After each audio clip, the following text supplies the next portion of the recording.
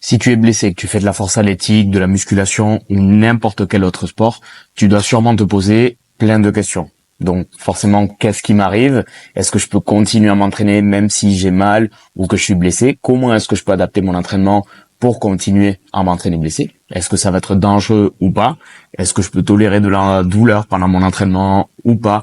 Et surtout, comment est-ce que je vais faire pour pouvoir me soigner? Quelle est la démarche à suivre? Quelle est la mentalité à avoir? Quelles sont les différentes actions que tu vas devoir mener pour pouvoir revenir à ton meilleur niveau? Donc, tu te poses sûrement toutes ces questions et c'est exactement pour ça que j'ai choisi de faire cette vidéo. Donc, comme tu vois, ça sera une vidéo beaucoup plus longue que celle que j'ai l'habitude de faire sur Insta. C'est la première fois que je fais ce genre-là de vidéo. Donc, la seule chose que je te demande sera toute ton attention jusqu'à la fin de la vidéo, parce que je suis certain que si tu as toutes ces infos, tu vas partir sur la bonne voie. Vraiment, le but, ça va être de te mettre sur le bon chemin pour que ta réhab se passe bien, pour que tu fasses le moins d'erreurs possible, pour que tu perdes le moins de temps possible. Parfois, quand on est blessé et qu'on n'est pas bien guidé dès le début, on a tendance à tourner en rond, à faire des actions au début ou à prendre des choix qui finalement se manifestent ou résultent inutiles. Donc ça nous fait perdre du temps, de l'argent, de la confiance en notre corps et c'est extrêmement frustrant de tourner en rond. Donc le but, c'est dès le début de pouvoir te mettre sur la bonne voie. Forcément, il n'y a pas tout qui va bien se passer dès le début où tu iras forcément plus vite, mais tu vas pas forcément te soigner en 2 semaines juste avec ça. Mais le but, c'est que tu perdes le moins de temps possible à cause de ces différentes erreurs qu'on peut chercher à éviter, en effet, et c'est le but tout à fait de cette vidéo. Donc voilà, c'est la première fois que je fais ce genre de vidéo. Il y aura pas de montage, il y aura pas de cut. Je vais essayer de parler le mieux possible. Vous savez que j'ai un peu de mal avec le français, je suis pas francophone de base, mais je vais essayer de verbaliser, de pas faire trop de fautes de langage. J'espère qu'en tout cas ça sera clair. Je vais essayer d'organiser au mieux mes propos pour que tout soit clair, mais en tout cas, je vous promets quelque chose, c'est que si vous restez jusqu'à la fin de la vidéo, vous aurez énormément de valeur ajoutée, énormément d'infos de valeur qui seront utiles pour vous. C'est d'ailleurs des infos que moi-même j'aurais aimé avoir il y a 10 ans quand j'étais blessé. Et oui, moi aussi j'étais blessé et j'ai tourné en rond pendant un petit moment. Avant, je faisais du volley. Et un jour, à l'entraînement, j'ai commencé à sentir mon genou un peu douloureux, un peu sensible.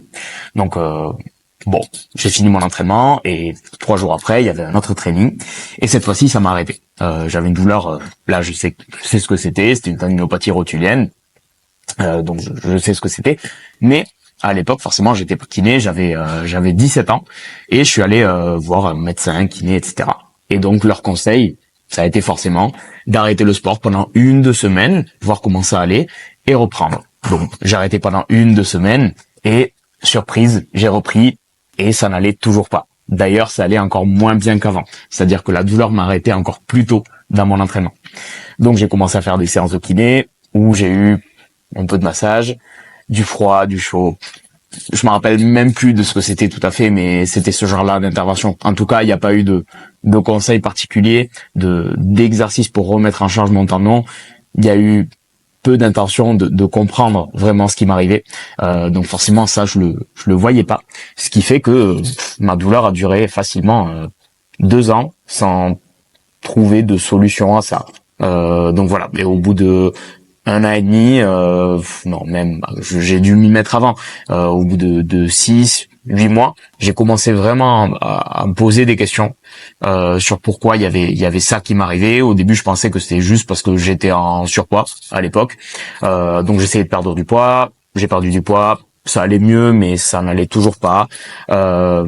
Parfois, ça passait. La douleur passait. Elle me laissait tranquille pendant quelques mois. Mais voilà, tout le cycle a quand même duré 2 ans où il y avait toujours un training sur 5 où je devais arrêter. Donc c'était extrêmement frustrant parce que le volley à l'époque faisait vraiment partie de ma vie.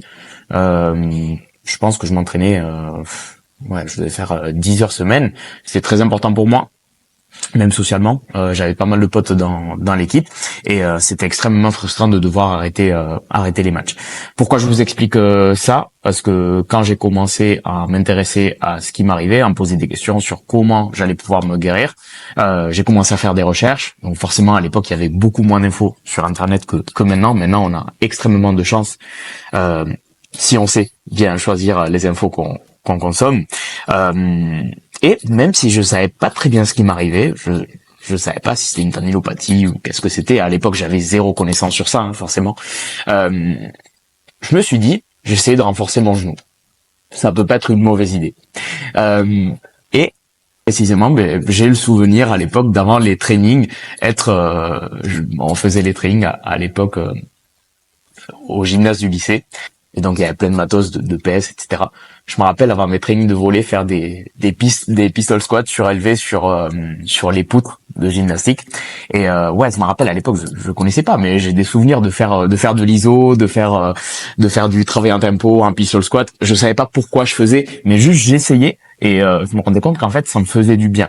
Donc forcément j'ai pas eu un plan de réhab complet et qui m'a permis de complètement me guérir, mais déjà rien qu'en mettant en place ça, au bout de 2-3 semaines, je sentais que ma douleur arrivait beaucoup plus difficilement. C'est-à-dire qu'une fois elle arrivait, elle pouvait vraiment me bloquer, mais elle allait m'arriver que vraiment sur des matchs où j'allais jouer tout le match et j'avais beaucoup sauté pendant le match. Elle allait pas me bloquer dès le début de l'entraînement ou sur des entraînements un peu plus soft, on va dire. Donc déjà, c'est cool parce que à l'époque, je me suis dit c'est vrai que finalement, se renforcer ou se prendre en charge de façon active, c'est pas une mauvaise idée. Pourtant, j'étais pas kiné et voilà, j'ai fait un peu à ma façon. J'avais 17 ans, j'avais aucune idée de ce que je faisais, mais finalement, c'est vrai que ça a marché. Donc bon, le but c'est de donner toutes ces infos au Brian de 17 ans qui n'a aucune idée, qui est complètement perdu dans sa réhab, qui ne sait pas par où commencer et qui n'a peut-être pas eu les meilleurs conseils dès le début, qui n'a pas été super bien guidé d'un point de vue médical, d'un point de vue accompagnement. Si toi tu te reconnais un peu dans ce cas-là, cette vidéo va être super utile pour toi. Même si tu as quelques notions de réhab, je pense que tu vas vraiment avoir quelques infos en plus qui vont vraiment être super utiles pour ta réhabilitation, pour qu'elle se passe mieux et que tu reviennes le plus vite possible et surtout le mieux possible à ton meilleur niveau. Donc voilà. Ça fait déjà 7 minutes, donc on va passer au cœur du sujet. Hop, je me réduis ici.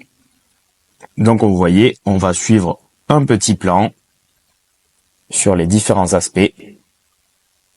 Et on va commencer par aborder un peu tout l'aspect mentalité. C'est très important la mentalité parce que forcément ça va déterminer nos actions et nos décisions et la facilité avec lesquelles on les prend. On prend des bonnes décisions ou des mauvaises décisions. Donc ça c'est super important d'avoir la bonne mentalité dès le début de la réhab. Donc déjà, tu es blessé ou tu as des douleurs. On peut dire blessé, pas blessé, mais en tout cas tu as des douleurs et qui limitent pour performer à ton meilleur niveau. Donc là tu dois te poser la question, qu'est-ce que je fais? Qu'est-ce que je peux faire? D'accord.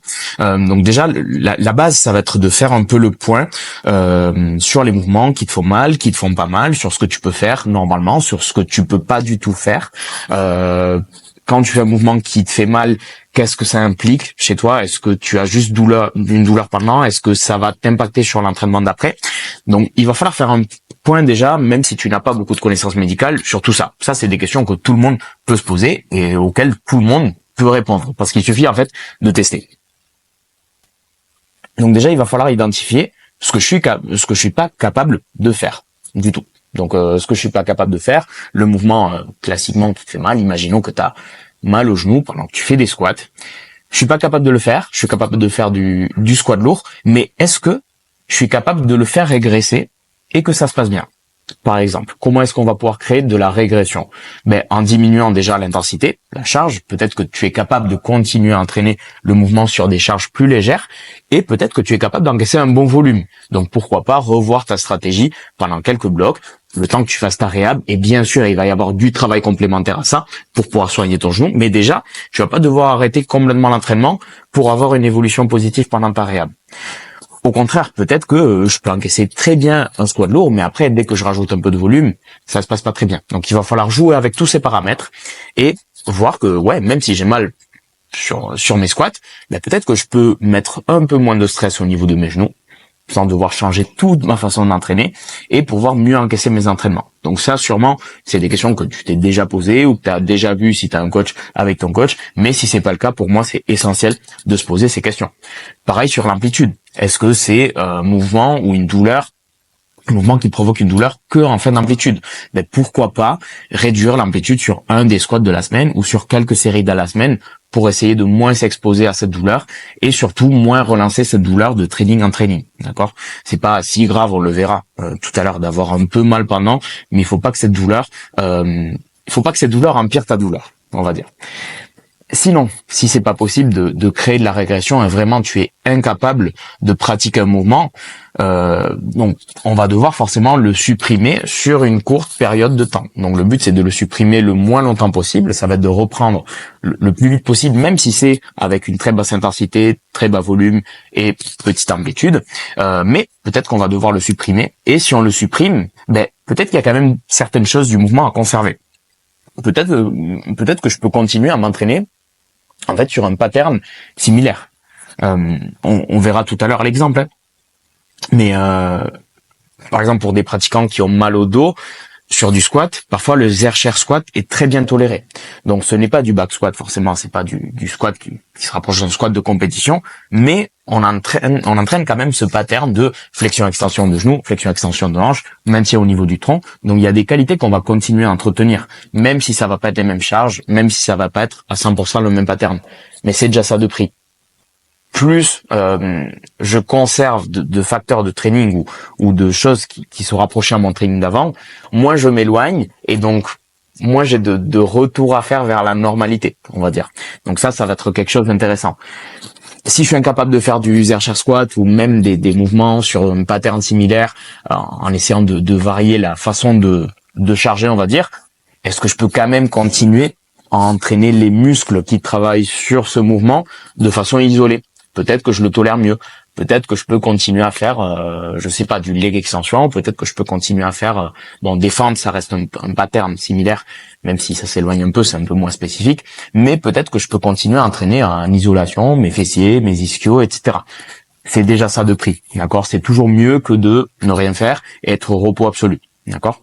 Donc voilà pour ce que je suis pas capable de faire. Ensuite, qu'est-ce que je peux faire pour améliorer mes douleurs? Je peux intégrer des choses dans mon entraînement que je ne faisais pas avant. Peut-être que je peux rajouter davantage d'exercices d'activation, même si ça va pas être la solution unique à faire sur le long terme. Mais déjà, est-ce que je peux améliorer ma récup? Il y aura du bruit, désolé, c'est comme ça. Je sais pas si vous entendez, il y a un bus qui vient de klaxonner. Bref, est-ce que je peux améliorer ma récup? Mon sommeil, mon hydratation, on en parlera tout à l'heure. Mais déjà, pose-toi des questions sur ton hygiène de vie en général, tout le contexte auquel répondra ton corps pour dire, je vais progresser, je vais devenir plus fort, je vais ne plus avoir mal, je vais cicatriser si je suis blessé, ou pas, ou au contraire, d'accord? Donc on va essayer d'amener tous les facteurs vers du positif, et ça sur tous les aspects, d'accord? Dans la mesure du possible. Donc il va falloir faire des efforts, forcément. C'est pas facile de faire attention à tout l'aspect récup. Ça demande beaucoup de persévérance et de discipline, mais finalement, est-ce que tu as vraiment le choix par rapport aux objectifs que tu as? Deuxième chose, des exercices de réhab que tu fasses à la maison ou en activation, d'accord? Qu'est-ce que je vais pouvoir rajouter pour améliorer ça? On en parlera tout à l'heure de façon assez générale, forcément, parce que ça, c'est spécifique à chaque pathologie ou à chaque région du corps. Mais déjà, pour que tu aies quelques idées. Est-ce que je peux modifier ma technique? Peut-être qu'il y a des facteurs techniques qui ne sont pas optimaux. Par exemple, quand je squatte au niveau de mon dos, je sais que c'est une des premières choses que je regarde, même si la technique, c'est pas le seul facteur à tenir en compte ou c'est pas le facteur déterminant de douleur. En changeant ta technique, c'est quelque chose qu'on peut modifier très vite avec une ou deux cues et qui finalement peut représenter des différences significatives sur les douleurs et sur le ressenti.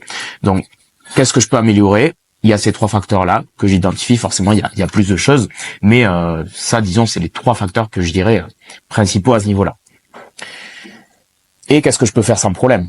Si j'ai mal au dos ou au genou pendant mon squat, je peux continuer à entraîner mon bench sans problème. Peut-être que j'ai moins de problématiques sur mon deadlift. Peut-être que sur ces mouvements-là ou sur le développement de mon hypertrophie, je vais allouer plus de ressources parce que je suis pas en train de dédier toutes ces ressources de temps et d'énergie sur mon squat. Pourquoi pas les mettre ailleurs? Et pourquoi pas revoir mes objectifs, d'accord? Si j'avais pas d'objectif précis à ce moment-là de la saison, j'avais pas de compétition proche ou autre, peut-être que je peux revoir mes objectifs pour changer mes axes de travail. Ça évitera aussi de la frustration.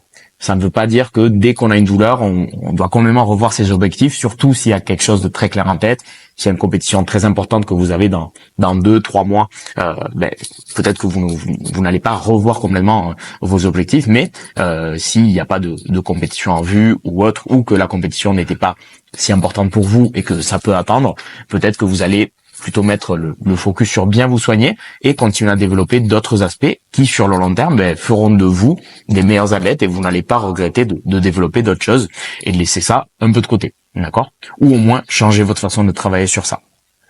Donc voilà un peu pour l'aspect mentalité, tout ce que je pense qui est important.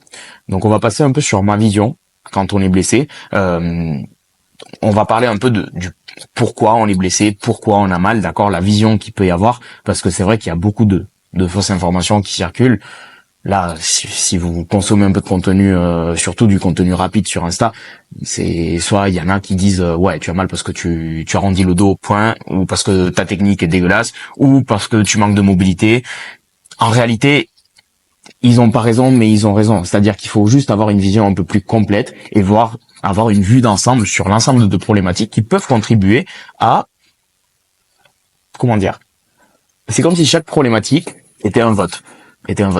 Un président, il gagne pas les élections avec un seul vote, d'accord? Un parti politique ne gagne pas les élections avec un seul vote ou avec 2 votes. Il faut avoir plusieurs votes, plusieurs choses qui vont dans ce sens-là pour que le corps commence à dire ah ben là il y a quelque chose qui va pas, je vais manifester une douleur, ou au contraire je ne manifeste rien mais je me blesse, il y a un tissu qui va s'endommager, d'accord? Donc vraiment il faut voir l'ensemble des facteurs, parce que plus on a de facteurs, plus on identifie des choses sur lesquelles on peut jouer. Et en fait, s'il y a 5 facteurs qui contribuent à ma blessure, mais que je suis en train de jouer que sur un, ben je vais aller beaucoup moins vite et beaucoup moins bien que si je joue sur les 5 ou sur 4 des 5. Parce que peut-être que le 5e, c'est un facteur qui est pas modifiable. Donc c'est ce dont on va parler. Donc là, ce que vous voyez, le graphique que vous voyez, c'est l'ensemble des facteurs possibles qu'on a identifiés pour avoir une douleur ou une blessure qui se manifeste. Dans ce cas-là, c'était au niveau du dos. Forcément, il n'y a pas tous les facteurs qui vont se manifester chez tout le monde, mais c'est tous les facteurs possibles si on prend tout le monde, d'accord? Donc il y a des catégories de facteurs qui sont génétiques. Donc génétiquement, on est plus ou moins amené à se blesser ou à avoir mal.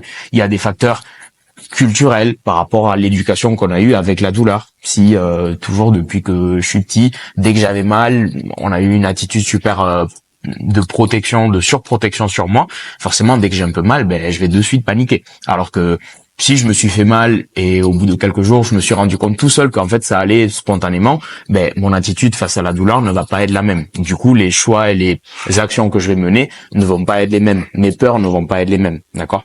Donc ma réhab ne va pas se passer pareil.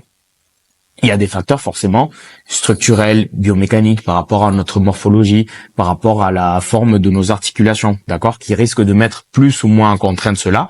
Mais a priori, c'est des choses un peu moins modifiables, voire pas du tout.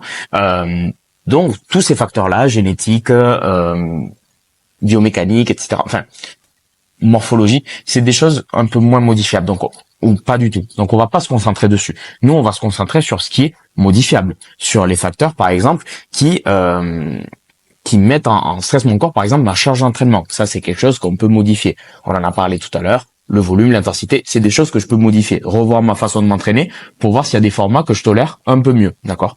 Et ça, il faut tester. Forcément, en fonction de la pathologie, il y aura des tendances, c'est-à-dire que pour telle pathologie, peut-être tel type de format ou tel type de stress sera mieux toléré ou pas, ou pour tel type de mouvement, mais ça, finalement, c'est spécifique à chacun, et pour ça, il faut un bilan, et on en parlera tout à l'heure du bilan.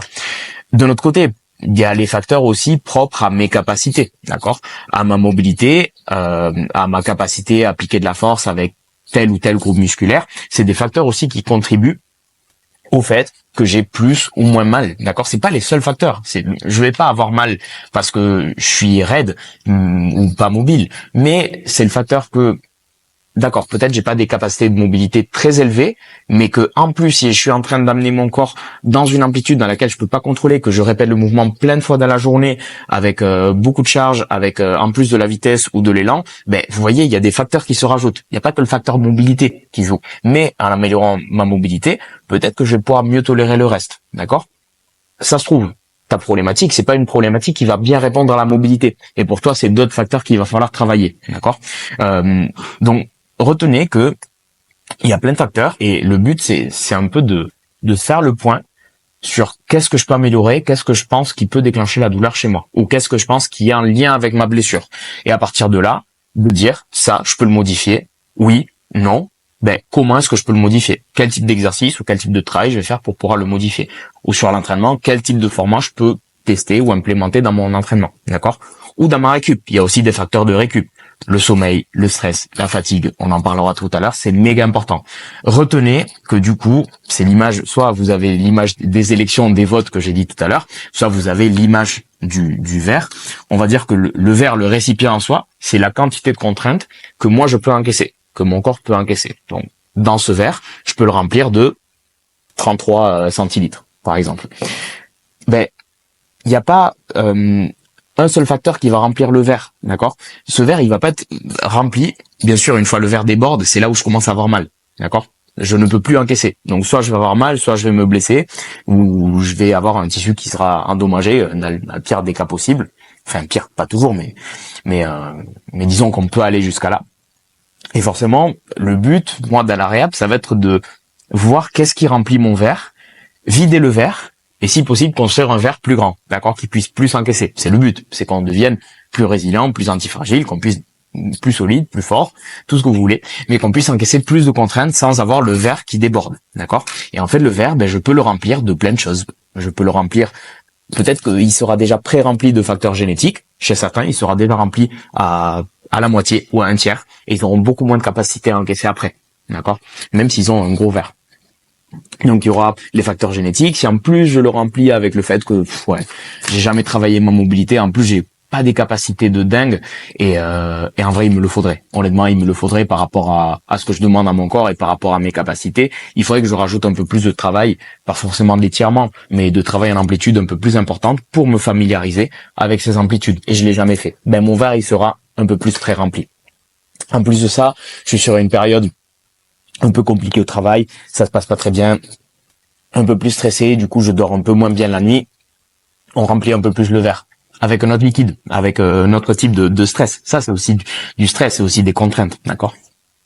En plus de ça, niveau alimentation et hydratation, j'ai un peu moins fait attention ces dernières semaines, le verre il se remplit un peu plus. Vous voyez, le verre là, on va dire qu'il est rempli à 99%. Il suffit que un jour, ma technique change un peu par rapport à d'habitude, et ça va être la goutte qui va faire déborder le verre.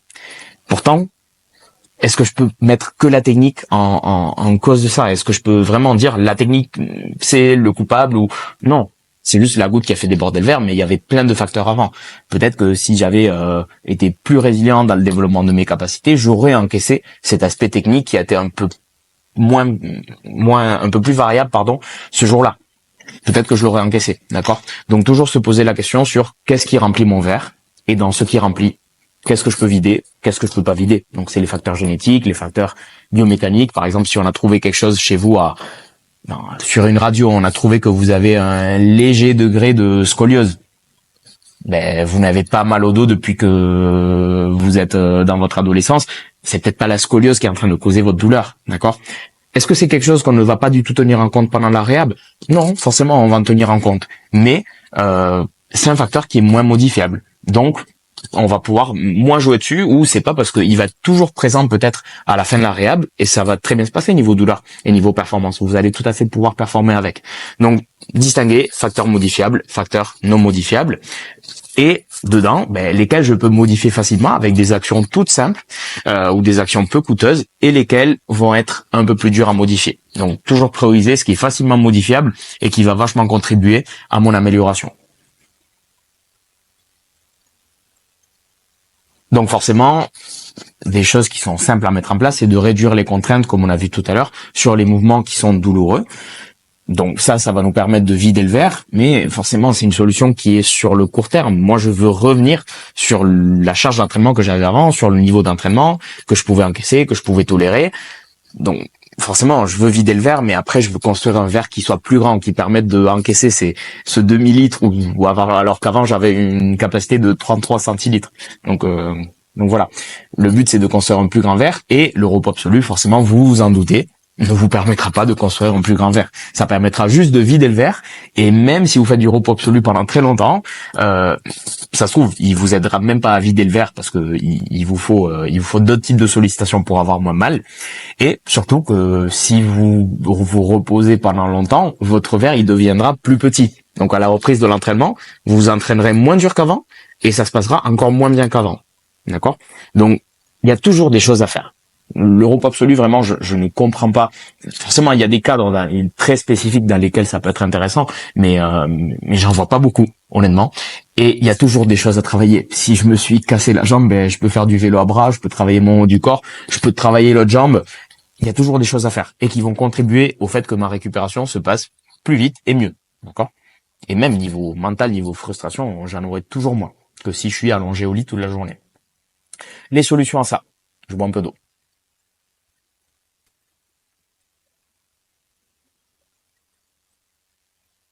Donc par rapport aux différentes solutions qui se présentent devant vous, forcément, il y a les interventions passives et les médicaments, donc les antidouleurs. Honnêtement, avant que j'ouvre le prochain onglet, est-ce que vous pensez que c'est une solution sur le long terme qui va vous permettre de vider le verre? Peut-être oui, mais est-ce que il va vous permettre de construire un plus grand verre? Vous en doutez? Non. D'accord? Donc une chose, c'est soulager, c'est très bien. Quand on a très mal, ben il faut avoir des solutions qui me permettent de soulager, mais je peux pas avoir que du soulagement. Il faut que je me soigne à un moment donné. Et se soigner, ça passe par construire aussi un plus grand verre. D'accord? Si je suis très dans le dur, j'ai très mal, peut-être que je vais pas pouvoir démarrer dès le début des exercices ou des choses qui vont me permettre de développer un plus grand verre, de développer mes capacités, d'accord? Donc peut-être mon focus va être un peu moins sur ça, et peut-être que mes exercices vont me permettre déjà d'entretenir un peu mes capacités, d'essayer de limiter la casse, et je vais me concentrer sur me soulager. Mais il y a aussi des exercices qui vont me permettre de me soulager, et c'est des exercices que je vais pouvoir faire chez moi, c'est des exercices que je vais pouvoir faire quand je veux, c'est des exercices qui ne vont rien me coûter. Faire un exercice, c'est gratuit. Que je vais pouvoir faire plusieurs fois dans la journée, contrairement à un médicament que je vais pas pouvoir prendre plein de fois par jour, contrairement à une séance de massage, une séance d'ostéo, que je vais pas pouvoir faire plusieurs fois par jour. D'accord? Je n'ai rien contre les ostéos, le massage ou quoi que ce soit. D'ailleurs, c'est méga utile, mais pour un contexte donné, pour un objectif donné, c'est-à-dire soulager la douleur. D'accord? Mais c'est pas quelque chose qui va nous permettre de développer nos capacités sur le long terme ou de vraiment récupérer ou d'avoir une récupération, une réhab complète. D'accord? C'est comme tout, c'est un ingrédient dans la recette. Et c'est un ingrédient, si je mange que cet ingrédient-là, ben ma recette, elle va pas être très bonne. D'accord? Il faut que ça fasse partie de ma recette. Et parfois, ça ne fera pas partie et ma recette sera quand même bonne. D'accord? Donc, à vous de voir si c'est un ingrédient que vous voulez intégrer par rapport au temps que vous pouvez investir, à l'argent que vous pouvez investir dans votre réhabilitation et aussi à votre état actuel. D'accord? Peut-être que vous n'aurez pas besoin d'avoir des séances de massage ou des séances de stéro. Peu importe, vraiment peu importe. Si vous n'avez pas très très mal, peut-être qu'avec les exercices, vous allez pouvoir de suite commencer à soulager vos douleurs, à vous soigner. Si vous êtes sur un état très irritable, que vous avez beaucoup de mal à bouger, etc., et que même des exercices très très faciles, vous avez du mal à les faire, et voilà, vous êtes très en difficulté par rapport à ça, ben là, ça peut avoir sa place. Mais pas jusqu'à l'infini, pas jusqu'à la fin de la récupération. Vous ferez 2-3 séances pour vous soulager, ça ira mieux, et à partir de là, vous pourrez faire de plus en plus de choses qui seront vraiment pertinentes pour vous, et que vous allez encore une fois pouvoir faire quand vous voulez, où vous voulez, la plupart du temps, et qui seront beaucoup moins coûteuses en termes de temps, d'énergie et d'argent investi. D'accord? Donc le but, c'est que ça se passe au mieux possible. Forcément, donc ça, c'est des solutions plus court terme, d'accord? Et sur le long terme, c'est des choses qu'on peut, pourquoi pas intégrer de temps en temps, mais pas en aspect unique. Ça va pas être la seule chose qu'on va faire. Ça, c'est pas une réhab. C'est pas une réhab si on fait que ça. Une réhab, c'est ça peut avoir sa place, mais c'est adaptation de l'entraînement et le fait de rajouter des exercices pour l'aspect douleur et pour l'aspect développement de nos capacités. Et si en plus, le massage en fait du bien, je peux l'intégrer, il n'y a pas de problème. On peut toujours intégrer cet ingrédient là dans la recette. D'accord? Comme je vous ai dit tout à l'heure, identifier les facteurs modifiables ou pas. Et nous, ce qui va nous intéresser, c'est le fait de soulager la douleur, mais aussi de développer nos capacités. D'accord?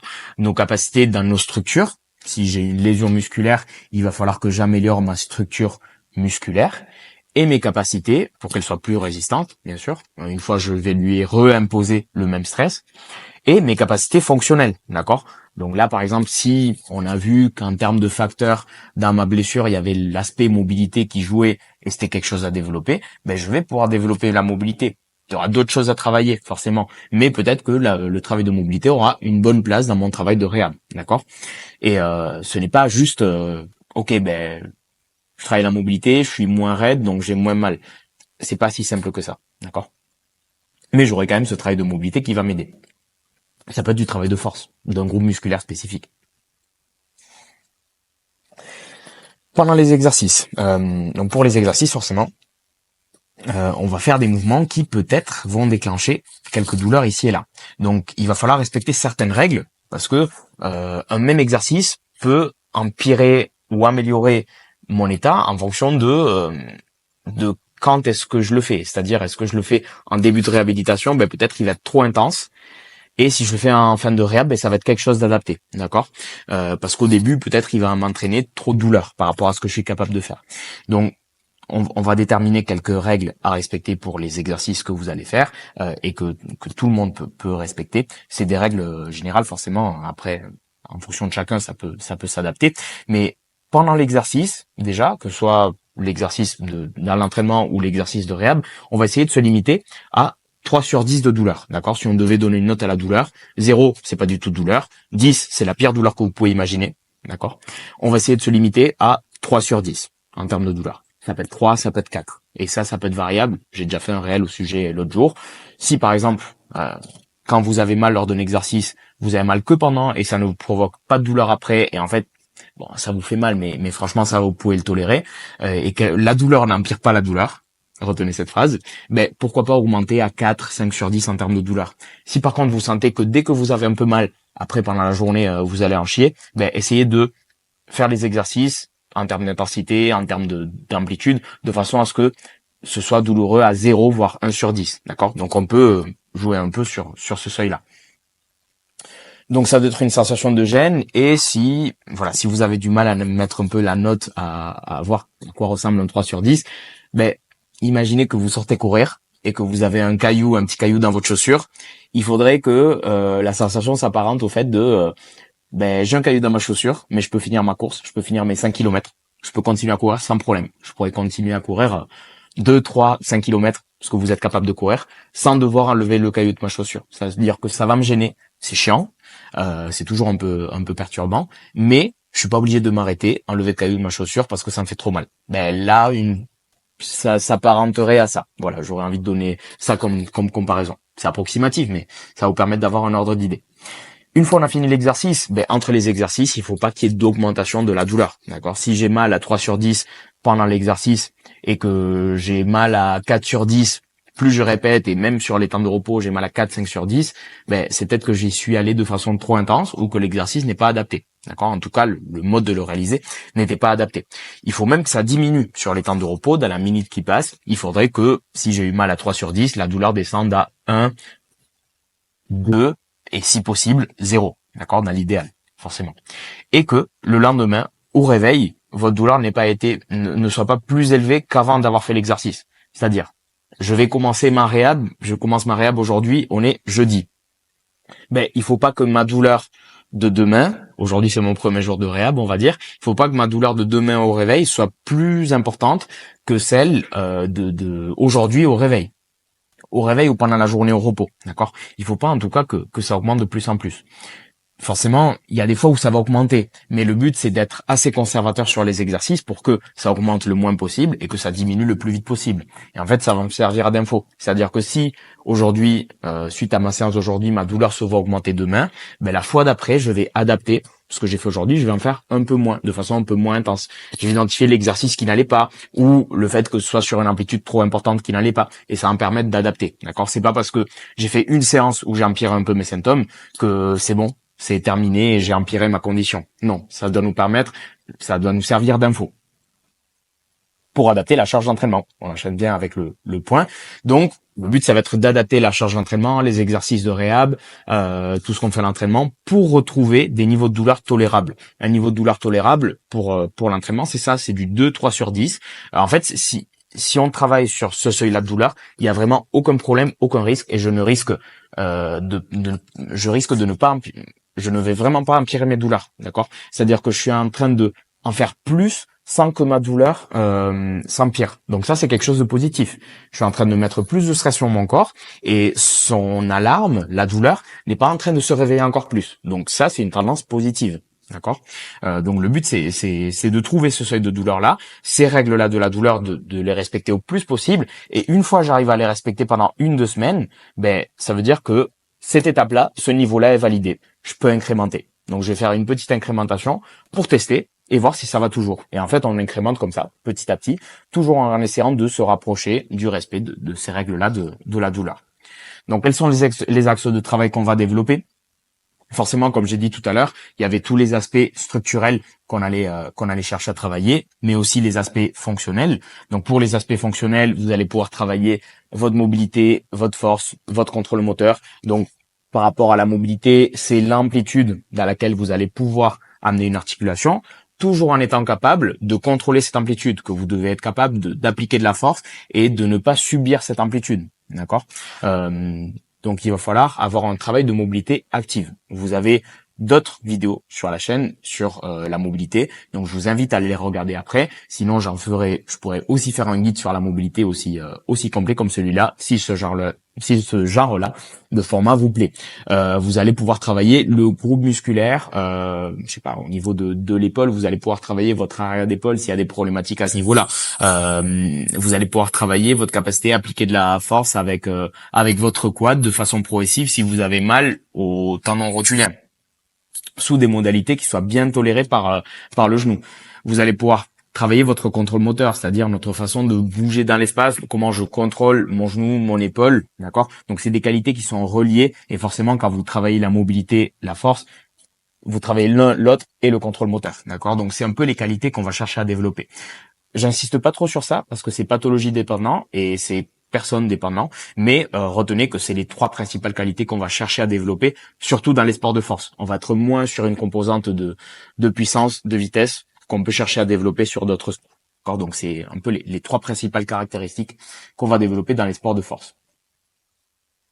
Sur les aspects tissulaires, structurels et plus biologiques, forcément il y a des tissus particuliers qui répondent très bien à un développement structurel, donc notamment le tendon muscle. Ça peut être complémentaire avec le développement des capacités, mais il va falloir faire un travail vachement spécifique dessus, d'accord? C'est-à-dire qu'une douleur de genou articulaire ne se traite pas comme une douleur de genou tendineuse. Le travail ne va pas être le même, d'accord? Même si les principes de réhabilitation qu'on a vu tout à l'heure s'appliquent à tous les deux, mais le choix des exercices, le choix des modalités ne va pas être la même. Et on va enchaîner par rapport à ça avec l'importance du bilan. Pareil pour l'aspect nerveux, quand on a des douleurs qui proviennent du système nerveux ou qui a certaines structures du système nerveux qui sont douloureuses, qui sont en alerte, ben il va falloir faire un travail spécifique dessus, d'accord? Ça ne répond pas de la même façon qu'une problématique de mobilité ou autre, d'accord? On n'a pas que cet aspect-là fonctionnel qui va jouer. C'est-à-dire que je peux améliorer ma force, ma mobilité, mon contrôle moteur, mais si j'ai des douleurs nerveuses, ça ne va peut-être pas être utile. D'accord? D'ailleurs, sûrement pas. Il y a peut-être d'autres types de travail qu'on va faire. Et ça, c'est propre à la physiologie de chaque tissu et c'est propre à chaque type de pathologie. D'accord? D'où, pour moi, l'importance du bilan. D'accord? Donc ça, c'est un guide pour votre réhab pour bien vous lancer, mais ça veut pas dire forcément que une fois que vous avez compris tout ça, vous allez pouvoir vous réhab tout seul. Je vous le souhaite, d'accord? Et si vous voulez l'essayer, essayez-le. Moi, ce que je vous conseille, c'est au moins d'obtenir un bilan, d'aller consulter un professionnel de santé. On en parlera tout à l'heure de comment trouver un bon professionnel de santé, savoir quel avis conserver ou pas conserver et quel type de professionnel de santé je dois choisir et quels sont les critères pour trouver un bon professionnel de santé. Mais vraiment, je vous invite au moins à avoir un bilan et à que ce professionnel de santé puisse vous guider, vous donner une feuille de route, vous donner un ensemble d'axes de travail à développer qu'après vous pourrez faire en autonomie, d'accord? Ou le voir de temps en temps, mais vous n'êtes pas obligé d'aller le voir tous les jours, toutes les semaines. sauf cas particulier, hein, si vous avez été opéré peut-être ou que la pathologie est plus grave, peut-être il y aura un suivi plus régulier, mais en tout cas, c'est vachement important que vous soyez capable de travailler en autonomie, mais qu'en même temps, vous soyez guidé et pas juste travailler en autonomie, c'est pas aller chercher 2-3 exercices de réhab sur Instagram, d'accord? C'est vraiment prendre le temps de comprendre ce qui nous arrive, de comprendre quelles sont les solutions pertinentes pour l'améliorer, de comprendre le pourquoi, d'accord, et comment on va l'améliorer, et après mettre en place et être capable de adapter avec tous les outils que nous aura donné le professionnel de santé avec qui on aura travaillé, d'accord. Mais ça va être vachement important d'avoir un bilan parce que déjà le professionnel de santé va pouvoir déterminer votre état fonctionnel, votre état d'irritabilité, c'est-à-dire que même si oui, peut-être que vous savez que vous avez une tendinopathie patellaire par exemple, ben votre traitement va pas être le même si vous êtes dans un stade de la pathologie qui est assez irritable ou peu irritable, d'accord? Les exercices ne vont pas être les mêmes, les adaptations sur le programme d'entraînement ne vont pas être les mêmes. Pourtant, c'est la même pathologie, d'accord? Donc, c'est juste que vous n'êtes pas au même stade, vous n'êtes pas au même niveau de la pathologie. Donc ça, c'est vachement important d'avoir un bilan déjà pour ça, pour déterminer quels sont les axes qui sont problématiques, pour identifier quel liquide remplit votre verre, lesquels on va pouvoir vider et comment on va pouvoir agrandir votre verre forcément, et déterminer les axes de travail propres à vos douleurs et propres peut-être aux tissus spécifiques qui posent problème. Si c'est du tendon, si c'est du muscle, si c'est plus articulaire, ça se trouve, il pourra pas l'identifier, mais il pourra quand même vous donner des axes de travail, d'accord, qui soient pertinents par rapport à vous. Donc, c'est vachement important d'avoir un bilan, au moins le bilan et les axes de travail, et après avoir une trame d'exercice ou de type d'exercice que vous allez pouvoir développer. C'est pour moi l'aspect essentiel. C'est pour moi que, voilà, c'est pour ça qu'avec les athlètes avec qui je travaille, le premier mois de réhab, c'est le plus important, forcément. Et il y a des athlètes avec qui on fait un seul mois. Et même si, parce que eux, ils peuvent payer peut-être qu'un seul mois, et même si on sait qu'au bout d'un mois, ils seront pas à 100% guéris, on aura trouvé les axes de travail à développer. Et après, ils pourront continuer à le mettre en place en autonomie. On en parle de comment ils vont pouvoir faire progresser les exercices, etc. Mais déjà, on est lancé sur le bon chemin et on n'est pas parti à l'inverse, d'accord? Donc ça, c'est vachement, vachement important. Le bilan et le premier mois, les premières semaines de réhab, d'avoir un guide à ce niveau-là, quelqu'un qui puisse vous aider, quelqu'un qui soit compétent dans le domaine, et on en parlera tout à l'heure, d'accord? Petite coupure avec changement de spot parce qu'il faut que mon ordi charge, sinon j'allais pas pouvoir finir la vidéo. J'espère que d'ailleurs la vidéo est en train de vous plaire, d'être utile pour vous. Rappel, forcément, si vous voulez que j'en fasse d'autres, vous pouvez me mettre ici en commentaire, me demander. J'ai déjà prévu de faire un guide complet pour le dos, pour l'épaule, pour le genou. Ça viendra. Ça prend du temps parce que forcément il y a beaucoup d'infos à synthétiser, donc ça demande beaucoup de préparation. Donc voilà. Vous pouvez me le demander, c'est déjà prévu, mais si jamais il y a des problématiques spécifiques, vous pouvez me les laisser en commentaire, comme ça je vois si c'est possible ou pas. Pour la hanche aussi, j'ai pas dit. Et d'ailleurs, forcément, ben, ça demande beaucoup de travail. Donc aussi, je vous demanderai de liker, essayer de partager au plus possible la vidéo en story sur vos réseaux, à vos potes de la salle, peu importe. Mais si vous m'aidez à diffuser ça, ça m'aide énormément, ça m'aide à pouvoir aider plus de monde, parce que ça, c'est vraiment mon but. Je vous en parlerai un jour, je ferai un podcast un peu plus, enfin un podcast, un format un peu plus perso, sur tout ce que j'ai appris cette dernière année, en quittant le cabinet et en me mettant sur cette activité que je fais maintenant, donc plus spécifique à la force, mais ça serait vraiment quelque chose qui me ferait beaucoup de plaisir, finalement, quelque chose qui me fait énormément de plaisir à la fin de la journée, c'est la reconnaissance des athlètes avec qui je travaille, la reconnaissance de quelqu'un qui prend le temps de m'envoyer un message pour me dire mec, merci pour ton contenu, ce que tu fais, c'est super, ça m'a aidé, j'ai moins mal depuis que j'ai mis en place ça, ou tu m'as permis de me lancer un peu sur la bonne voie. Donc finalement, c'est ce qui me fait le plus plaisir, au-delà de l'aspect forcément qui m'aide à développer mon business, forcément. Mais je me suis rendu compte que ça, c'est quelque chose d'important, forcément. Mais c'est pas ce qui me remplit le plus. Donc voilà. En toute honnêteté, ça m'aide beaucoup, comme je dis, à développer mon business, mais si vous soutenez la vidéo, ça va aussi beaucoup me réconforter et mettre en valeur le travail que j'ai fait pour vous faire cette vidéo. Donc, on continue avec les infos. On était resté sur les objectifs. Donc, forcément, les objectifs, les objectifs de la réhab, ça va être, comme on a dit, d'abord passer sur retrouver un seuil de douleur tolérable. Le but, c'est de revenir le plus vite possible sur du 2-3/10 dans la journée, à l'entraînement, pendant les exercices de réhab, mais que la douleur n'aille pas au-delà de ça, d'accord, ou le moins possible, parce que quand on travaille autour de ça, on a beau mettre le stress qu'on veut, si on s'écoute en termes de douleur, c'est là où les adaptations positives vont se mener en termes d'adaptation structurelle, en termes d'adaptation fonctionnelle, et où on prend très peu de risques par rapport à détériorer la qualité des tissus ou tout simplement nos douleurs, d'accord? Donc le but, c'est de retrouver d'abord ça. Et après, se concentrer sur le fait de développer et progresser davantage sur les exercices de réhab pour développer nos qualités fonctionnelles, nos qualités structurelles s'il y a un tissu à réparer, avec beaucoup de guillemets, ou à stimuler la cicatrisation de ce tissu-là. Donc forcément, on va par la suite créer de la progression sur ces exercices de réhab, mais aussi à l'entraînement sur les lifts. Le but, c'est de revenir vers la norme de l'entraînement, vers ce qu'on avait tendance à faire, forcément de façon progressive, et si ce qu'on avait tendance à faire, c'était déjà adapté. Mais a priori, si vous êtes bien encadré, ça devrait être le cas. Et forcément, le but, c'est revenir plus solide qu'avant pour pouvoir mieux tolérer et ne pas avoir la même blessure quand je serai confronté aux mêmes contraintes qu'avant, d'accord? Donc il faut que je revienne encore plus fort qu'avant, encore plus fort, plus mobile, plus solide. Vous avez compris l'ensemble des qualités, ou au moins la qualité qui posait problème chez moi. Comment est-ce qu'on va pouvoir adapter et les exercices de réhab forcément?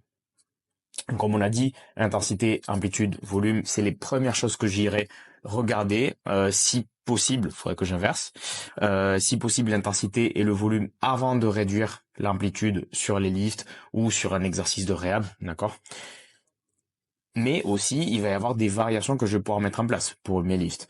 Par exemple, pour une douleur plus d'origine musculaire, tendineuse, surtout tendineuse, on peut voir si en réduisant légèrement l'amplitude, mais aussi en jouant sur le tempo, c'est mieux toléré.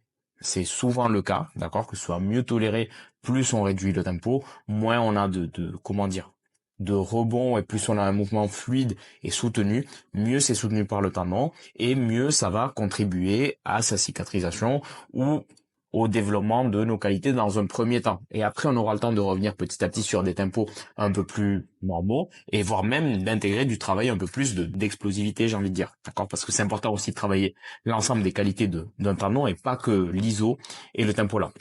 Je pourrais faire une vidéo spécifique tendon si vous le souhaitez, d'accord? Mais retenez qu'on peut modifier aussi le tempo, mettre en place des variations qui jouent sur ça pour voir si c'est mieux toléré ou pas.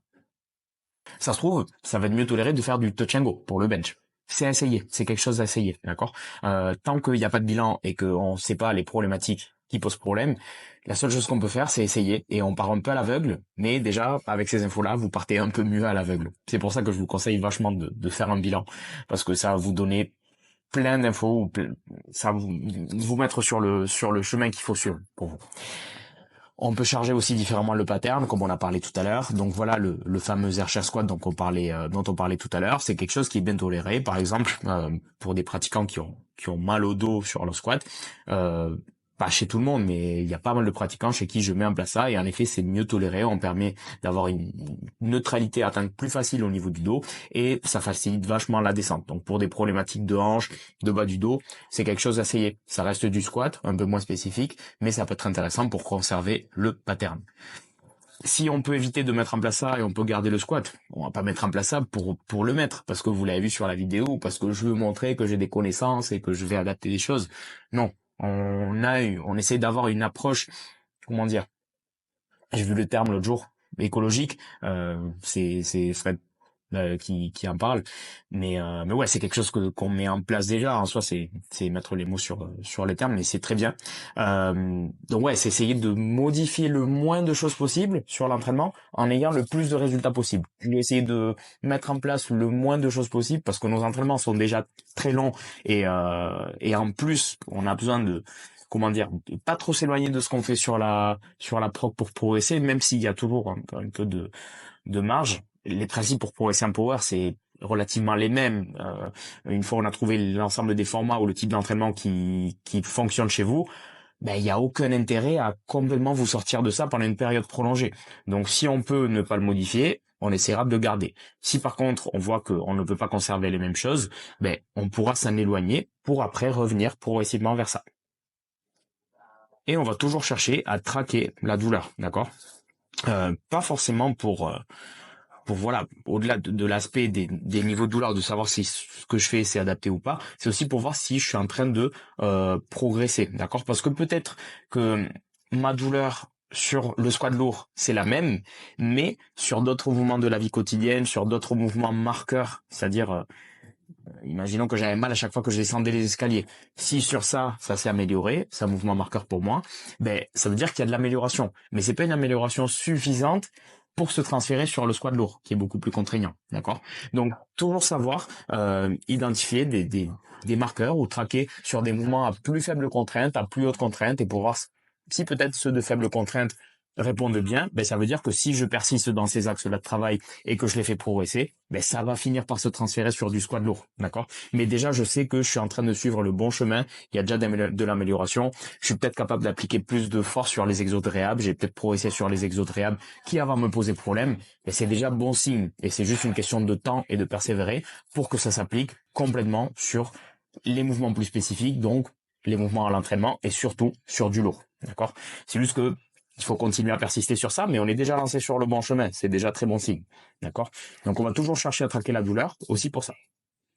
Comment est-ce qu'on va chercher à faire progresser les exercices de réhab? Forcément, en les rendant plus contraignants, donc en augmentant la charge, le bras de levier, l'amplitude, tous ces paramètres-là de l'entraînement, mais aussi en rendant le travail plus spécifique. Alors, ça ne veut pas dire qu'on va pas avoir du travail spécifique au début. Forcément, il y a des exercices de réhab sur lesquels on va chercher à se rapprocher du mouvement qui pose problème, mais on va pouvoir isoler très facilement l'intensité qu'on met dessus. Par exemple, sur un ISO, on peut choisir l'intensité ou la force qu'on met dessus. D'accord? Très facilement. Je peux moduler, je pousse à 10% de ma force ou à 100% de ma force.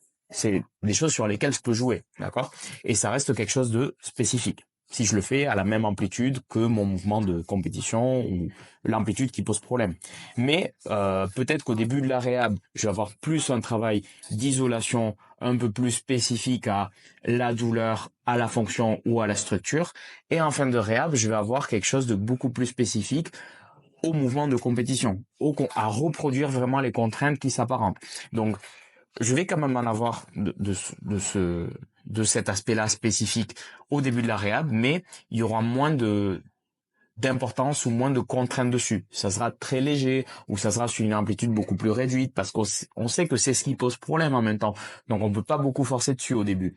On le cherche à régresser et à la fin, on cherche d'ailleurs à aller voir au-delà des contraintes que peut représenter mon mouvement de compétition pour être sûr que je suis devenu solide, je suis devenu plus fort, d'accord? Donc c'est pas que au début on fait que de l'isolation et après on fait que du spécifique. Non, c'est juste un continuum. Au début, peut-être ça prendra un peu moins de place, l'aspect spécifique, et petit à petit, ça sera et plus contraignant, et ça prendra un peu plus de place dans ma réhab. Ainsi que les mouvements de compétition ou que mon entraînement, quoi. Donc voilà, c'est juste des tendances, d'accord? Donc par exemple, pour les adducteurs, en début de réhab, si j'ai très mal quand je fais du sumo deadlift sur les adducteurs, ben peut-être qu'au début de la réhab, oui, je pourrais mettre un ISO deadlift pour travailler en sous tension sur mes adducteurs, mais je le ferai pas à une intensité très importante parce que c'est ce qui est en train de me faire mal. Donc je vais le faire régresser sur une intensité qui ne me fasse pas mal et je vais choisir à côté des exercices de réhab qui me permettent de pousser fort sur mes adducteurs sans que j'ai mal et qui me permettent de créer une progression tout à fait safe en termes de douleur. Et après, petit à petit, une fois que j'aurai progressé sur ces exercices, ben, on gardera un entretien sur ces exos-là. On en fera peut-être même un peu moins sur ces exercices d'isolation. Du Copenhague, par exemple. Ça peut être plein d'exercices, il y a plein d'exemples. C'est juste un exemple pour que vous voyez. Et, ben, mon axe de progression principal sera focus, une fois je peux le tolérer, sur le fait de développer la force sur mes adducteurs en sumo deadlift. Avec un sumo deadlift, un ISO, par exemple, qui me fasse passer du temps sur la partie basse. Donc c'est juste que ça va prendre plus de place et on pourra plus faire progresser dessus. Pareil pour les lifts principaux, le but ça sera de revenir pendant la réhab sur le pattern spécifique dès que possible et après petit à petit de progresser dessus en termes d'intensité, d'accord? Donc pour les charges, c'est vachement variable, c'est une question qu'on me pose très souvent. Comment je fais progresser mes charges d'entraînement? À quel rythme? D'accord? Donc déjà, ce que je vous recommande, c'est d'avoir une progression imposée en termes de charge ou en termes de pourcentage et pas forcément en termes de RPE. Pourquoi? Parce qu'au début, peut-être que vous allez pouvoir encaisser une charge tellement légère que en termes de RPE, ça va être ridicule. Vous pouvez plus fonctionner au RPE. Et du coup, on doit fonctionner sur des charges, d'accord? Parce que si je fais un RPE 6 puis un RPE 7, peut-être le jump il est énorme entre les deux en termes de charge. Donc on va pas forcément fonctionner au RPE. Fonctionner d'ailleurs avec des pourcentages ou avec des charges imposées, d'accord? Qui après vous pouvez adapter. C'est-à-dire que c'est pas parce que vous imposez une progression de 5% au début par semaine ou de 2,5% qu'après vous pouvez pas l'adapter et dire ben en fait ça va trop vite, je descends à 2,5 ou j'augmente à 10%. D'accord? On va voir un peu comment choisir sa progression de charge, mais en tout cas, partez sur une base sur laquelle vous vous dites, ben, je progresse de temps par semaine, parce que si vous fonctionnez RPE, vous allez avoir envie de faire des gros jumps de semaine en semaine. Une semaine, ça va aller mieux, et d'un coup, vous allez vous enflammer et vous dire, allez, c'est parti, aujourd'hui, je me sens bien, hein, vas-y, je vais monter, je vais faire un jump de 20-30 kilos par rapport à la semaine dernière. Ben, on sait pas si ça risque de bien réagir. On a dit que par rapport à la règle de la douleur, il y a aussi le lendemain, d'accord? Donc, c'est pour ça qu'il faut être plutôt conservateur, parce que au pire, si vous dépassez ce que vous pouvez encaisser, vous l'aurez dépassé de très peu. Et du coup, ne va pas vous impacter sur les entraînements d'après. D'accord? Donc, forcément, j'ai choisi une fourchette, mais encore une fois, on peut encore plus l'amplifier. D'accord? Mais je pense que pour l'ensemble des mouvements, donc notamment pour le terre et pour le squat, les kilos que vous allez rajouter sur la barre de semaine en semaine seront plus importants que sur le bench. C'est une règle générale, hein, forcément, ça dépend. Donc, ça peut aller de 10 kilos par semaine, peut-être c'est 20, j'en sais rien, à 2,5% par semaine, d'accord? C'est-à-dire qu'au début de la réhab, si vous partez d'une base très basse, où ça fait longtemps que vous n'avez pas pratiqué le mouvement, et vous avez assez mal, ben, peut-être que vous pourrez faire des plus gros jumps, parce que vous partez de tellement bas, que, en fait, passer de 40 à 50 kilos au bench, quand j'ai un bench à 100 kilos, ben 10 kilos ça va être rien, ça va être peu contraignant. Par contre, à la fin de la réhab, tous les kilos en plus vont être importants, d'accord? Donc peut-être qu'il faudrait être un peu plus conservateur. Au début, vous allez plutôt chercher à faire pas forcément des gros jumps, mais vous limitez à 5-10 kilos par semaine. Et après, à la fin, raisonner en termes de pourcentage de poids. Donc du 2,5, ça peut être si vous êtes à plus de 250 kilos, ça peut être du 1,5% du coup. Mais du coup, essayez d'avoir au début de la réhab, si vous partez de très loin, peut-être que vous allez pouvoir être pas moins conservateur, mais faire des plus gros jumps parce que ça va moins impacter les contraintes. Si je passe de 0 à 2 quand j'ai un niveau de 10, c'est pas pareil que si je passe de 6 à 8. D'accord? Pourtant, c'est un jump de 2. Donc là, c'est pareil. Au début, vous allez peut-être pouvoir sauter un poil plus vite, toujours en vous écoutant, et à la fin, peut-être ralentir un peu le rythme de progression. D'accord? Mais ça veut pas dire qu'il faut pas être conservateur au début. Mais forcément, ça dépend aussi de vos objectifs. Forcément, le but c'est de retrouver aussi votre meilleur niveau avec peu ou pas de douleur, d'accord? Et c'est là que vous commencez à vous dire, mais c'est bon, je suis en fin de réhab, ça commence à vraiment aller bien, je suis en train de revenir sur les charges d'entraînement d'avant sans avoir très mal ou avec très peu de douleur. Mais retenez que même s'il y a un entraînement qui se passe très bien, c'est très probable que dans 2-3 entraînements, il y ait toujours un petit couac par-ci par-là. Il y a toujours des hauts et des bas, hein. Et la réhab, elle est jamais comme ça, elle est jamais linéaire, la progression n'est jamais linéaire. On fait en sorte que ce soit comme ça, hein. Moi, j'aimerais que tous mes réhabs soient comme ça. Et bon, c'est déjà arrivé 1 ou 2 fois que ce soit comme ça, mais bon, en réalité, je sais même plus. Mais il y a toujours des petits bas, d'accord?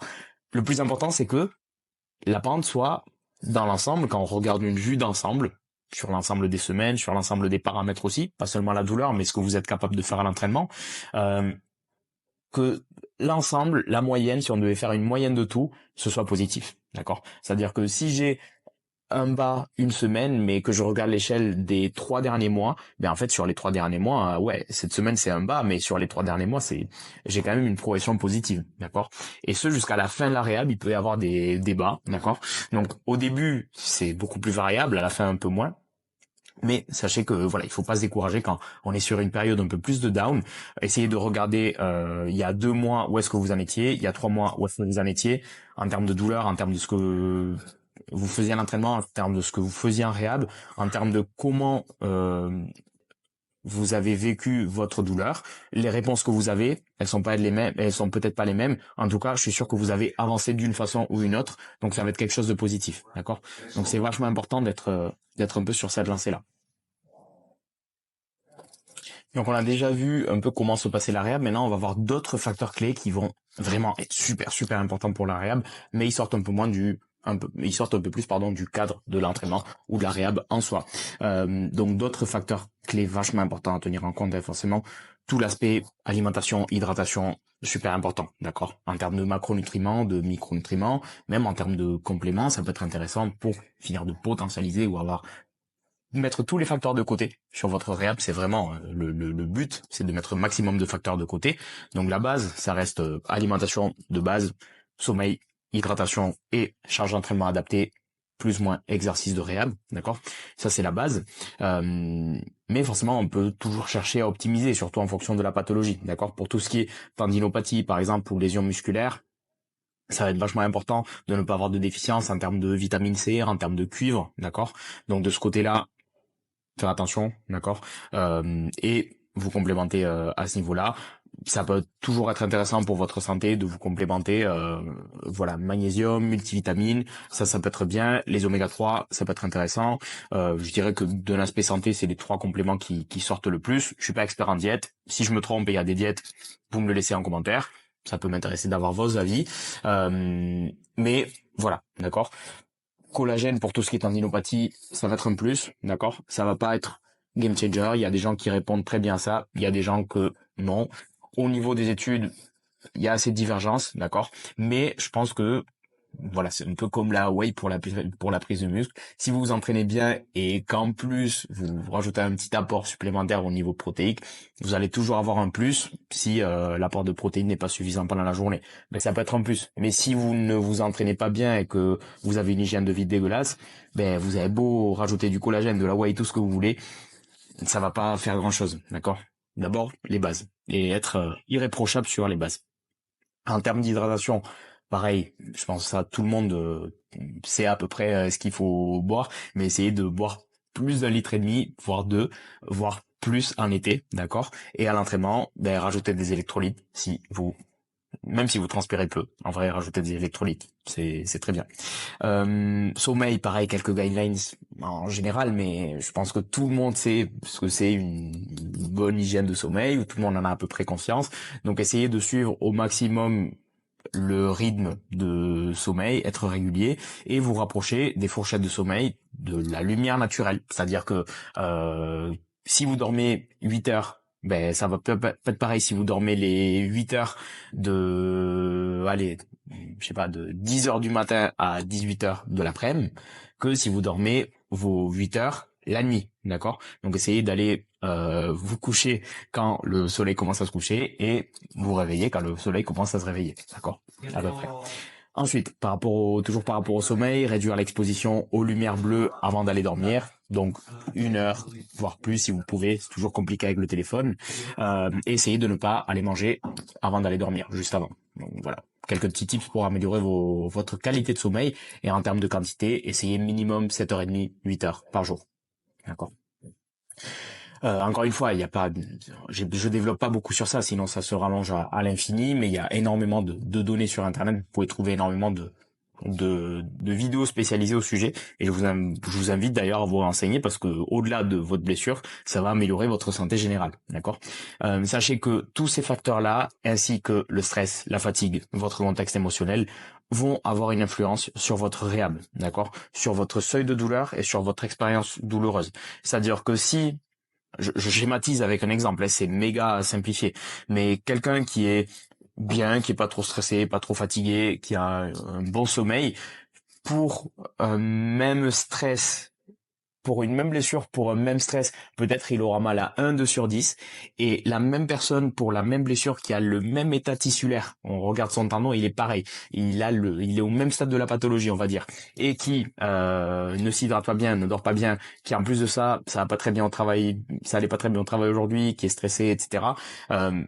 Il va avoir cette douleur, au lieu d'être à 1/10, elle va être à 4/10, d'accord. Pourtant c'est le même stress qu'on lui place à l'entraînement, mais il va pas répondre pareil. D'accord? D'où l'image que je vous ai montrée tout à l'heure du verre et de la douleur, de toutes les choses qui peuvent conditionner la douleur. Ben ça fait partie de ça. Pareil sur l'expérience douloureuse. Maintenant, on va prendre un même niveau de douleur, un 4 sur 10, un 3 sur 10. Je vais pas le vivre pareil un jour où je suis bien, je suis motivé pour aller m'entraîner et j'étais rassuré par mon kiné, que le jour où ça va moins bien au travail. En plus, j'ai des problèmes à la maison, j'ai mal dormi, je suis fatigué, bref, je suis saoulé. Cette douleur même de 3 sur 10, ça peut être un 3 sur 10 sur moi, mais je vais pas la vivre pareil, d'accord? Je vais pas la vivre de la même façon. La douleur, c'est aussi une expérience. Ça a aussi l'aspect expérience, c'est comment je le vis, comment je le perçois. Donc, nous, on veut le vivre le mieux possible. Donc, sachez que c'est des choses importantes et auxquelles il faut aussi se prendre en soin de ce côté-là. Donc, je vous invite à voir quelqu'un qui puisse vous aider si jamais c'est une grosse problématique chez vous en ce moment-là, parce que ça va pouvoir vous aider, d'accord?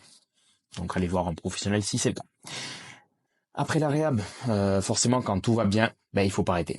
Il faut pas arrêter parce que c'est précisément parce qu'on a rajouté ce travail-là que tout va bien, et peut-être qu'il faut continuer à entretenir pas tout ce qu'on a fait. Si vous faites, si là vous avez, imaginons avec votre kiné ou autre, vous avez une réhab qui prend beaucoup de place et beaucoup de temps dans votre vie, peut-être qu'on peut arriver à isoler les 2-3 exercices qui vont vraiment avoir un impact et que vous allez devoir conserver sur le long terme, d'accord? Donc je vous encourage à continuer à les mettre en place en plus petite dose, parce que comme ça ça va fit plus facilement dans votre vie, tout simplement, mais ça va être important de conserver les exercices qui vous font du bien, les exercices qui vous mettent en difficulté sur les zones qu'il faut chez vous développer, les zones qui posent souvent problème et qu'il faut challenger en permanence pour continuer à développer, pour continuer à devenir plus fort, plus solide, plus résilient, tout ce que vous voulez, d'accord. Mais forcément, on va réduire le volume du travail de réhab. Il va pas prendre autant de place dans l'entraînement, dans votre vie, parce que on va pas se mentir, c'est quelque chose de contraignant. Nos entraînements sont déjà longs, et en fonction de votre niveau d'implication et de votre niveau en tant qu'athlète, vous ne voulez pas vous rajouter ça de façon régulière, d'accord. Et c'est tout à fait compréhensible. Il faut être réaliste, hein, dans le monde idéal, tout le monde aurait ces exos de préhab, même je suis pas trop fan du terme, mais on s'est compris. Des exos qui nous permettent d'entretenir l'ensemble de nos qualités, etc. En réalité, c'est des exos qui font partie de l'entraînement, d'accord? Ça n'a pas à être quelque chose de farfelu, c'est juste modifier quelques petits trucs à l'entraînement pour le rendre plus, comment dire, pour avoir un autre objectif derrière et remplir une autre case, celle de j'entretiens en bonne santé mon corps, pas que l'aspect performance, d'accord. Donc on réduit le volume pour essayer de entretenir quand même des résultats sur cet aspect-là, d'accord. Donc le but c'est de garder une dose minimale effective, c'est-à-dire que si je fais 2 séances de 10 minutes de ces exercices-là par semaine, je pense que tout le monde peut sortir 20 minutes à la semaine pour le faire, d'accord. Ça peut être en regardant une série. Tu restes concentré sur les exercices de réhab, mais tu sais que si c'est des exos de réhab que tu vas pas devoir, si tu dois les charger, tu peux les mettre à l'entraînement, en fin de séance, 1-2 fois par semaine, d'accord? Si c'est à la maison, et c'est pas des exercices qui te demandent, parce que tu auras appris à les faire, beaucoup de concentration ou autre, tu peux les implémenter pendant que tu regardes une série, d'accord? Et ça, tout le monde le fait. Donc voilà, autant en profiter. Par contre, on va chercher à conserver l'intensité, d'accord? Sur tout ce qui est mobilisation, etc., où c'est un peu plus tranquille, forcément on va chercher à garder le focus, mais on peut faire autre chose pendant qu'on fait notre exercice, même si je le conseille pas, c'est toujours mieux d'être focus. Mais sur les exercices plus à viser renfort, on va chercher à garder l'intensité, mais on va peut-être réduire le volume par rapport à ce qu'on faisait en réhab. Mais retenez le principe de garder quand même une partie du travail qui vous a fait tant de bien pour votre réhab. Donc ça, c'est pour quand vous aurez fini votre réhabilitation, et ça sera déjà une très bonne nouvelle. On termine avec le dernier aparté. Donc, vous rappelez que tout seul, se réhab tout seul, c'est extrêmement compliqué. D'accord, même pour quelqu'un qui a les connaissances d'un point de vue médical, moi là, si je me blesse, je vais voir quelqu'un d'autre. D'accord. Forcément, il y a dans un premier moment, j'essaye d'implémenter des choses de mon côté parce que j'ai quelques connaissances, mais il me faut un avis externe. C'est tout bête, mais il me faut rendre des comptes, des explications à quelqu'un, de dire, regarde, j'ai fait les exercices cette semaine. C'est beaucoup plus simple. C'est bête, hein, mais on est comme ça, en tant qu'humain. On a besoin que quelqu'un nous dise quoi faire pour pouvoir le faire, et pas se l'imposer soi-même. Forcément, hein, c'est variable en fonction de chacun, et j'arrive à faire des choses de mon côté aussi, mais c'est toujours plus simple quand quelqu'un nous donne son avis externe et nous nous dit quoi faire et nous guide, ben on a juste à respecter le plan, à pas réfléchir et oui, à réfléchir, mais à ne pas trop réfléchir, faire, rendre les comptes, donner du feedback nécessaire et en fonction de ça, prendre les décisions ensemble par rapport à ce qu'on fait. D'accord? Donc, tout seul, ça va être compliqué. Vraiment compliqué de le tenir sur le long terme et de prendre toutes les bonnes décisions ou de faire que des bons choix. C'est extrêmement compliqué de le faire tout seul. Et pour ça, ben on va voir comment choisir le bon professionnel de santé, d'accord? Et quelles sont un peu les qualités qu'il vous faut trouver chez le kiné, parce que je pense que pour l'aspect réhabilitation, ça sera surtout un kiné qui va vous suivre, même s'il y a forcément il y a l'avis du médecin qui doit passer aussi en fonction du type de pathologie, en fonction du type de problématique. C'est important d'avoir aussi un avis médical, c'est essentiel. Et forcément votre coach qui va être aussi impliqué dans votre réhab, d'accord? Mais je pense que la profession la plus qualifiée, hein, j'ai envie de dire, c'est un kiné, ou si votre coach est très formé dans l'aspect réhab et qui connaît bien les pathologies, ça peut être intéressant aussi avec lui, d'accord? Donc voilà. Mais il y a, je pense, pas beaucoup de coachs qui ils savent adapter très bien l'entraînement, mais pas qu'il y ait ces connaissances de pathologie derrière. Et quand il y a des pathologies très spécifiques, il faut les avoir, d'accord? Mais encore une fois, je pense qu'un coach peut énormément apporter à une réhab et son rôle va être toujours essentiel sur ça, d'accord? Mais pour moi, c'est vachement important de s'entourer d'un kiné. Donc forcément, il faut que ce soit quelqu'un avec des bonnes valeurs humaines. Pour moi, ça c'est la base. Si c'est pas quelqu'un qui est à l'écoute de vos problématiques, du sport que vous pratiquez, des objectifs que vous avez, d'accord. Si c'est pas quelqu'un qui est capable de comprendre que même si vous avez très mal, vous avez une compétition dans 3 mois et que cette compétition peut-être ça va représenter les minima ou une qualification pour des championnats du monde pour vous, ben pour vous c'est essentiel de faire cette compétition. Et cette personne doit comprendre que elle ne peut pas vous mettre à l'arrêt du sport pendant 1 mois ou vous dire ben là pendant ce mois-ci tu vas faire du squat à 40 kilos. Il faut que cette personne comprenne qu'il faut au maximum qu'elle essaie de vous apporter avant des solutions pertinentes qui vous permettent de continuer à vous entraîner à peu près normalement, d'accord? Il y aura forcément de la régression, mais le but c'est de s'en éloigner le moins possible. Même si à la compétition vous arrivez avec du 2-3/10 de douleur, mais au moins vous pourrez la faire et au moins vous pourrez performer ce jour-là. C'est vos objectifs, c'est pour ça que c'est important d'en parler. Peut-être que vos objectifs c'est je veux me soigner à 100%. Ben là peut-être les décisions seront d'autres, d'accord? Mais ça doit être quelqu'un qui est à l'écoute du sport que vous pratiquez, de votre contexte, de votre situation, de vos objectifs, et c'est quelqu'un qui doit comprendre ça et qui doit respecter ça. C'est pas quelqu'un qui va prendre vos décisions ou qui va choisir vos objectifs à votre place, d'accord? Ou qui va vous imposer des choses qui soient à l'opposé de vos objectifs. Ça doit être quelqu'un qui est dans votre équipe. Vous avancez ensemble dans la même direction, d'accord? Donc en termes de valeurs humaines, ça c'est super important. Si c'est quelqu'un qui est pas à l'écoute, la plupart du temps, quelqu'un qui n'a pas fait même de bilan, qui ne s'est même pas intéressé à vos problématiques, qui va choisir votre traitement comme il le choisit pour le reste des patients. C'est-à-dire, c'est un traitement standard qui pourrait donner à n'importe qui. Bon, là, il faut fuir, et encore plus si c'est un cabinet usine. Je pense que ça nous arrivait à tous au moins une fois d'arriver à un cabinet de kiné et le mec il est avec 10 autres patients en même temps ou avec 5 autres patients. Et en fait c'est impossible, d'accord? C'est impossible de travailler comme ça ou de fournir un travail de qualité. Donc si c'est la seule possibilité que vous avez à côté de chez vous, ben on en parlera par rapport à tout à l'heure. Mais bon, il faudra explorer d'autres solutions parce que je pense pas que ce soit le bon contexte pour avancer en réhabilitation. Forcément, ça doit être quelqu'un qui vous ait proposé aussi des solutions d'autogestion. C'est-à-dire, c'est pas quelqu'un qui va vous imposer de venir toutes les semaines ou 3 fois par semaine pour vous soigner. Si vous avez un emploi du temps rempli et que vous pouvez aller chez le kiné qu'une fois par semaine parce que vous voulez faire aussi vos entraînements et que vous parlez à ça, il faut le parler de façon tranquille, posée, mais de dire, ben moi je peux venir qu'une fois par semaine. Est-ce que c'est possible que ici en séance on fasse ce qu'il faut faire en séance en présentiel et après le reste je peux le faire de mon côté. Ça fait partie aussi de quelque chose à laquelle il va falloir s'adapter en tant que professionnel de santé. Mais si ça c'est votre contexte et que c'est ce qui vous correspond le plus, ben il va falloir donner des outils d'autogestion, donc des exercices, vous éduquer avec des infos comme j'ai pu vous donner dans cette vidéo, et c'est pour ça aussi que je la fais, pour savoir comment gérer votre charge d'entraînement, pour savoir comment je dois écouter une douleur, quelle réponse je dois avoir face à j'ai mal pendant cet exercice. Est-ce que je l'arrête? Est-ce que je l'adapte? Ou est-ce que je continue? D'accord? Ben, suite à cette vidéo, vous avez les exercices. Ça doit être quelqu'un qui aille dans ce sens-là, de vous éduquer, de vous dire quoi faire. Je sais pas, il y a combien de jours dans la semaine? 7, ben, je fais pas le calcul, mais vous allez voir votre kiné en présentiel 2 heures dans la semaine.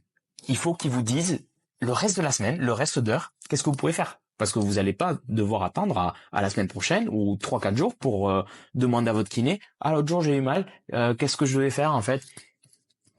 Il doit vous apporter des solutions pour que cela ne se reproduise pas à chaque fois, d'accord? Et que vous soyez complètement dépendant de lui et du fait d'aller en séance. Pareil, c'est quelqu'un qui ne doit pas vous fidéliser de façon artificielle. Si c'est quelqu'un qui vous dit, mais en fait, si tu viens pas une fois tous les 2 semaines, ton problème, il va complètement s'empirer ou quoi que ce soit. Non, peut-être au début de la réhab, oui, ou peut-être que si vous avez été opéré, il va falloir faire plusieurs séances de kiné par semaine, d'accord? Mais en tout cas, ostéo tous les semaines ou tous les 2 semaines, pour moi, ça n'a pas d'intérêt. Kiné, pareil, 3 séances par semaine pendant plus de 1-2 mois, surtout s'il n'y a pas eu d'opération ou s'il n'y a pas de grosses douleurs, ça me paraît beaucoup.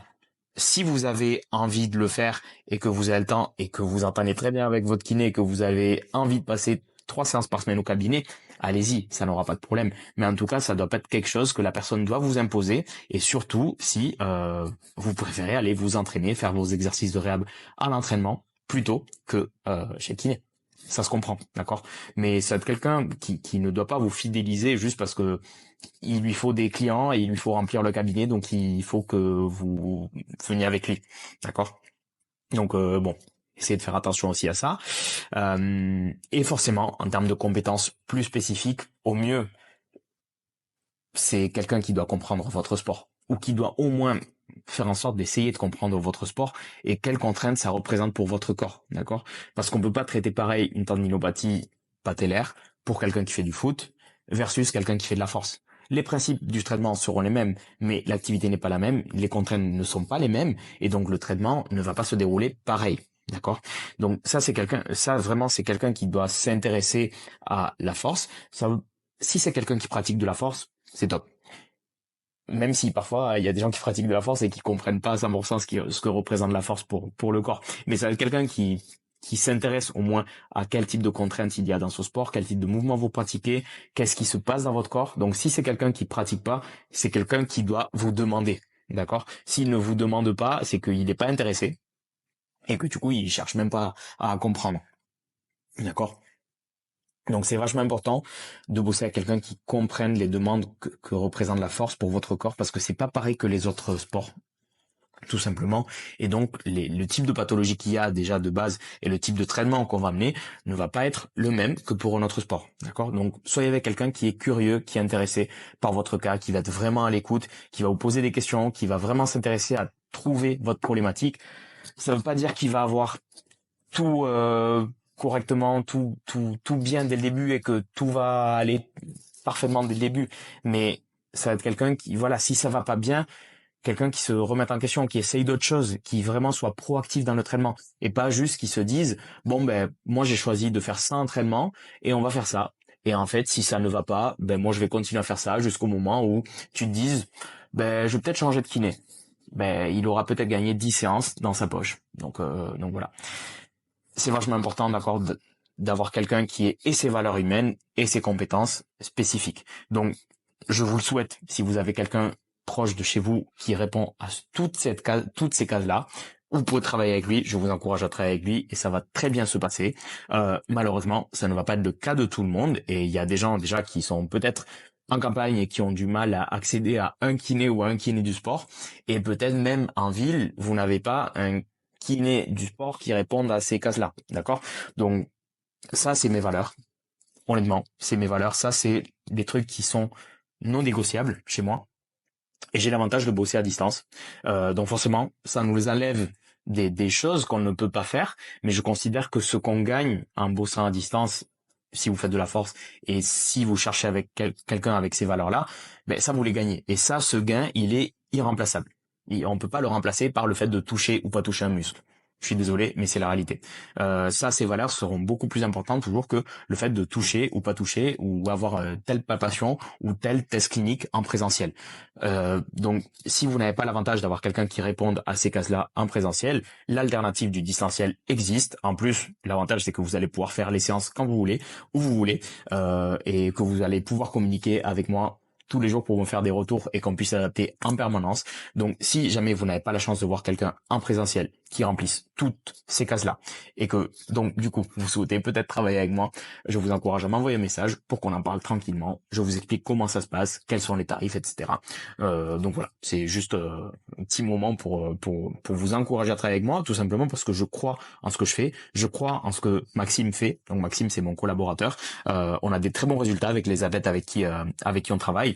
Et ça serait malhonnête de vous parler de ça alors que je n'ai pas de résultat, d'accord. Donc voilà, je vous encourage à travailler avec moi et je peux le dire sans aucune arrogance ou sans aucune prétention parce que je suis très content du travail qu'on fait, tout simplement. Et nos clients, nos athlètes sont aussi très contents du travail qu'on fait. Donc c'est tout pour cette vidéo. Merci d'avoir tenu jusqu'à la fin. De nos jours, avoir une capacité d'attention comme ça, c'est incroyable. Ça va complètement contre les réels de 3 secondes. Je suis en guerre avec ça, avec les réels de 0,5 secondes, de 3 secondes. J'espère que vous serez reconnaissant de la valeur de cette vidéo, de tout ce qu'on a vu. J'espère surtout, le truc que j'espère, c'est que ce soit utile pour vous et que ça vous lance sur la bonne voie pour votre réhabilitation. N'oubliez pas de soutenir la vidéo et de me dire si vous avez des questions en particulier, si vous voulez que je traite des sujets en particulier, vous me le laissez en commentaire. J'espère que ça aurait été utile pour vous. Je rallonge pas plus la vidéo parce que ça fait beaucoup. Et je vous dis à la prochaine.